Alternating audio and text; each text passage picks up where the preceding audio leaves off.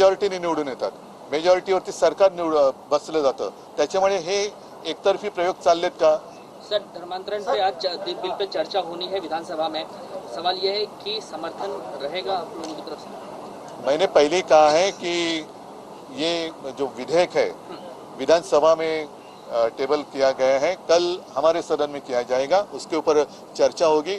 पहले मैं स्पष्ट करना चाहता हूँ, जोर जबरदस्ती धर्मांतर करने के लिए हमारा विरोध है और इसलिए हम इस विधेयक का समर्थन जरूर करेंगे, लेकिन कुछ चीजें ऐसी है उस बारे में जानकारी मिलने की आवश्यकता है। सर, गलवान युद्ध पर आधारित एक फिल्म रिलीज होने वाली है। अरे हो, पण ते आता याच्यामध्ये कुठे धर्मांतर आणि गलवान? बेळगावमध्ये जय महाराष्ट्र गीत वाजल्यामुळे मराठी मुलांवर गुन्हे दाखल झाले। क्रिकेट मॅचचा जल्लोष करताना महाराष्ट्र गीत वाजवलं म्हणून गुन्हे दाखल झालेत बेळगावमध्ये अनेक तरुणांच्यावर, आणि राज्य सरकारला त्यांनी पत्र लिहिले की महाराष्ट्रानं यामध्ये हस्तक्षेप करावा। महाराष्ट्राच्या मुख्यमंत्र्यांनी तत्काळ तिकडे हस्तक्षेप करायला पाहिजे।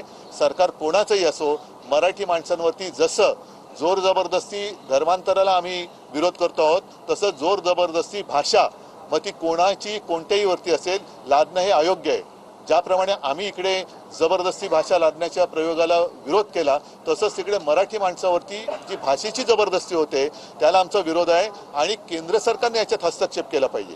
वर्षानुवर्षे केंद्र सरकारकडनं जी माझी माहिती आहे, सुप्रीम कोर्टात थोडीशी त्यांच्या बाजूने ते झुकलेले आहेत, तसं न करता अत्यंत निपक्षपातीपणाने केंद्राने भूमिका घ्यायला पाहिजे आणि राज्य सरकारने सुद्धा याच्याबद्दल हस्तक्षेप केला पाहिजे आणि तिथल्या मराठी माणसांवरती अन्याय होता कामा नये, ही महाराष्ट्राच्या मुख्यमंत्र्यांची सुद्धा जबाबदारी आहे आणि देशाच्या पंतप्रधानांची सुद्धा जबाबदारी आहे। सर, शासनाच्या वेगवेगळ्या खात्याकडून महापालिकेला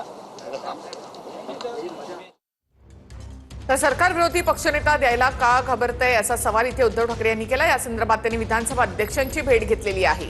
तर सरकार विरोधी पक्षनेता द्यायला का घाबरतंय असा सवाल उद्धव ठाकरे यांनी केलेला आहे।